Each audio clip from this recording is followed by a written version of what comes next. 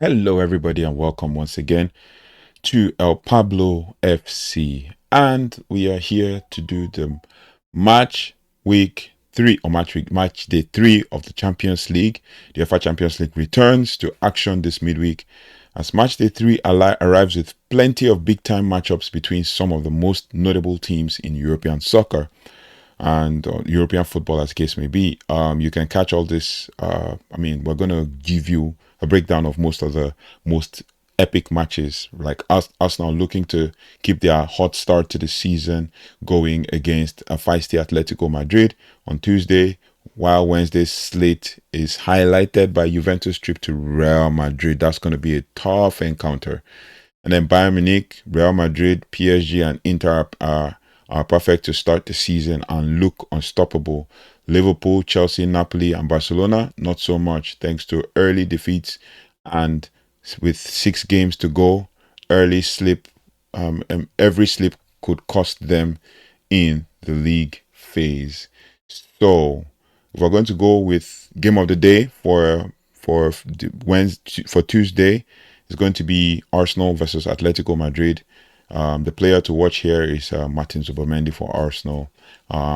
Mikel Arteta's midfield maestro has been outstanding since his arrival from Real Sociedad, and will surely feel at ease welcoming his countryman to North London. Zubimendi has not been quite a possession dominant as might be expected of a Spanish deep line playmaker, but he has instead focused on giving quick ball to those ahead of him, the sort that get Arsenal moving dangerously up the field. There's also the fact that there's another player to watch is basically Bukayo Saka of Arsenal, and this is against Atletico Madrid.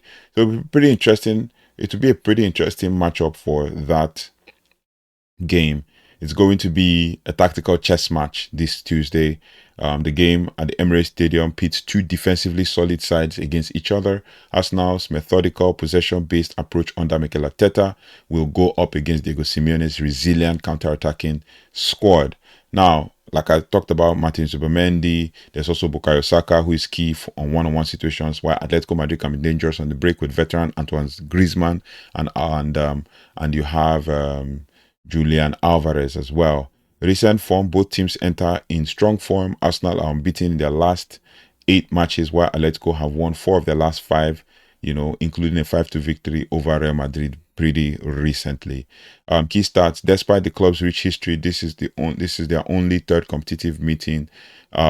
Their last clash was in 2017-18 Europa League semi-final, which ended with Atletico advancing. So that's going to be a game to watch. I would have loved to give a prediction, but I think it's going to end in a very dull 1-1 draw.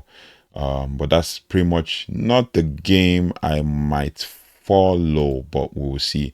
I will try and see if I can follow it and catch up. Now, as you have seen in the thumbnail, Rashford is a player that all eyes are going to be on, especially when it comes to Olympiacos, because of Barcelona's injury woes and all of that. And Barcelona face Olympiacos on that same Tuesday. Rashford is a player that everybody's going to be keeping their eyes on and focusing basically to ensure that Barcelona continue their winning despite losing early in the league. Player to watch in this one, as I said, Barcelona, the pressure is on him. It should be noted that he delivered the sort of performance many suspected might have been beyond him after he left Manchester United on loan. So with no Robert Lewandowski, no Ferran Torres, and Lamine Yamal still working his way back to full fitness, the pressure will be on Rashford to deliver shots as well as create for his teammates. Another man to watch is Pedri. He's the most creative midfielder of each of the side coached by Hansi Flick. And then this is the kind of match where his qualities can shine and become crucial for Barcelona, and they are expected to dominate the game. Obviously, it's against Olympiacos that will be played in the Louis Companies. He can become the player who can actually help the strikers to score goals. So I think this is going to be a straight out win for Barca, potentially a 4-0 win. They are heavy favorites for this match for a reason. So expect Champions League hopefuls to act accordingly. Lamine Yamal seems likely to play a sizable role, but for a game like this one, manager Hansi Flick will be spoiled for choice with his attacking options, each of them capable of finishing off their chances against the Greek visitors. So it's expected to be a lopsided victory for the reigning La Liga champions as it chases the second Champions League win of the season. So we are going to, Barcelona should look to create chances quickly, which favors both them and Olympiacos. And the Greek side may only have counter-attacking opportunities on the day. So let's keep an eye on that. And Barcelona also will play with a high line under Hansi Flick, and means that goals will come in bunches from somewhere, somehow. And with Lamine Yamal back in 11, odds are that the Spanish side will win. And that is pretty much from that aspect of Barcelona versus Olympiacos. The next game on that Tuesday is Villarreal versus Manchester City. City are formidable, obviously. Villarreal are also, coming up with the goods, especially in the league, coming off a draw against Real Betis. Manchester City, despite a tricky start to their own season, appear to be, returning to their best form, led by prolific Erling Haaland. They have scored 18 goals in the last 8 matches, which is around 1.8 goals per match, or thereabout, or almost 2 goals per match, almost. Basically, Villarreal's challenge also is the yellow submarine is back in Champions League after a 4-year absence, and knows they face a huge challenge against City, and they will rely on their tactical discipline under coach Marcelino, who anticipates that his side will have to suffer against their formidable opponent in Real Madrid. With recent form, City is currently on the 8-game unbeaten streak, while Villarreal has struggled in recent weeks, failing to win any of their last 3. So it'll be pretty interesting to see how that game pans out. I see City just kind of destroying Villarreal in a 3-4-0 win. And then the next one we have on our list is the game of the day, and that will be the game of the day for Wednesday: Real Madrid versus Juve, or Real Madrid versus Juventus. That game has always, brought about fireworks and stuff, but Juventus coming off a loss to Como over the weekend. This rivalry is a matchup that renews one of the competition's most famous rivalries, with this being their 22nd competitive encounter between Real Madrid and Juventus. But Juventus will be going to Santiago Bernabeu. Real Madrid has historically dominated the Italian opposition in Europe. So with regards to Madrid's dominance, Xabi Alonso's Real Madrid enters this match in dominant form with 2 wins, 7 goals scored, and only 1 conceded in the league phase. They lead the competition in both shots and shots on target, while with Juventus being so resilient under Igor Tudor, Juventus has drawn their first 2 matches, demonstrating defensive fragility, but also an ability to counterattack. They remain unbeaten, but will need to contain Real Madrid's dynamic attack of Kylian Mbappé, Vini Jr., and potentially Jude Bellingham. So looking at that game, it is expected that Real Madrid will fight hard, and Juventus will be trying to come back in this one. So we shall keep our eye on this one. And then another Wednesday game, we have Bayer Leverkusen versus Paris Saint-Germain. This matchup of 2 attacking sides could be a treat for not neutral fans. PSG, led by Luis Enrique, has been in excellent form, excellent European form, winning both of their matches. Bayern Leverkusen will also be looking to secure their first win in the competition after 2 draws. So it will be one to watch, and hopefully Bayern Leverkusen will give PSG a match to behold. Meanwhile, PSG are looking to continue their winning streak. Well, no, to get back to winning ways after drawing over the weekend. So we'll keep an eye out for that and give you updates as they go. That's the PSG game on Tuesday. And then on Wednesday, we have Chelsea versus Ajax. This game at Stamford Bridge features 2 teams in vastly different forms.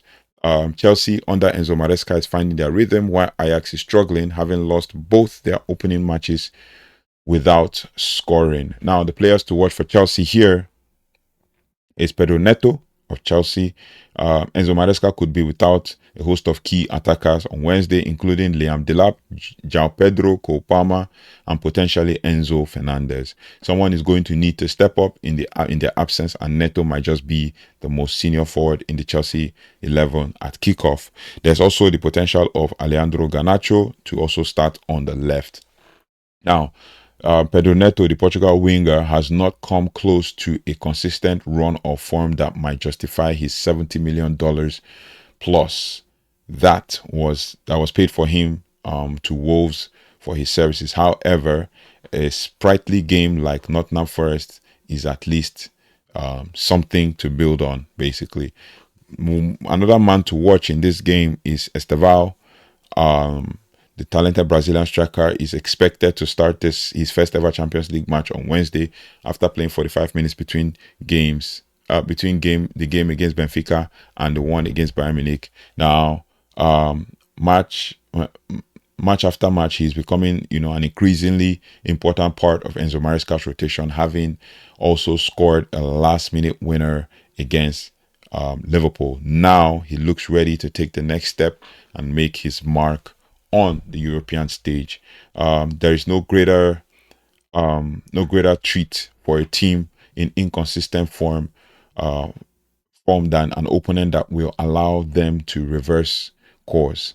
Even if the only joy lasts only lasts 90 minutes. Chelsea have some injuries to contend with and the habit of picking up red cards. Yep, red cards. They picked up one over the weekend as well. That hampers their ability to win games more often than they should. But Ajax have been incredibly unimpressive in the first Champions League season in 3 years, having conceded 6 goals in 2 games while scoring none. Vulnerable at set pieces and mistake prone at the back, the Blues just punished Nottingham Forest for having similar attributes over the weekend. So we expect that Enzo Maresca's side will collect their second win of the European season in the process. So the prediction will probably be a Chelsea comfortable win of 3-0. But you never can tell. Chelsea can also be inconsistent as well. So yeah, it will be an interesting Champions League match to watch. We shall keep an eye out for how things go and what we can expect in the Champions League. So let me know your thoughts and feelings in the comment section. We'll do a match week review of the Champions League games, and we'll talk about the major clashes as well. All the other clashes, no matter how important it will be. Also, if we look at just a quick look at the Champions League table as it stands. Basically, just give me a quick sec. Just looking at what has happened, especially or what will happen in the Champions League. First and foremost, okay, so all the other Champions League games, we have Barcelona on Tuesday. As I said to you, Barcelona versus Olympiacos, Kirat Almaty versus Pafos, Arsenal, Atletico Madrid, Leverkusen, PSG, Copenhagen versus Dortmund, Newcastle versus Benfica. Another tough game to watch. One that Newcastle will want to come back from winning ways, and Jose Mourinho is coming back to England. Then you have PSV Eindhoven versus Napoli, Union Saint-Gilloise versus Inter. The PSV Eindhoven versus Napoli game will be an interesting one as well. Union Gilloise versus Saint-Gilloise versus Inter will also be an interesting one. Inter will try to come back into winning ways, while Villarreal versus Man City rounds up the day. Then the next day, which is Wednesday, we have Atletico versus Qarabag, Galatasaray versus Bodo Glimt. That's also a tough game, with Bodo Glimt getting wins in the last game and drawing the second one. And then Atalanta versus Slavia Prague. Then we have Bayern Munich versus Club Brugge. That should be an easy one for Bayern Munich, even though Club Brugge have very interesting players. And then we have Chelsea versus Ajax, as I talked to you about. Then we have Frankfurt versus Liverpool, which is with Liverpool trying to get to winning ways, Frankfurt being a team that looks like a disruptor. And then we have Monaco versus Tottenham Hotspur. That's a clash of young players, especially for Monaco, with Ansu Fati, being comfortable at home. And then Juventus versus Real Madrid versus Juventus at the Bernabeu to round off the game. And then we have Ruben Amorim's former team, Sporting CP, or Sporting Club de Portugal, versus Olympique Marseille. Olympique Marseille coming off an impressive win with Mason Greenwood scoring 4 goals in the weekend. So we shall see how things pan out. And whatever happens, we will give you the low down. So keep an eye out and let me know your thoughts and feelings in the comment section. I'll see you on the next one. Take care. Goodbye and God bless.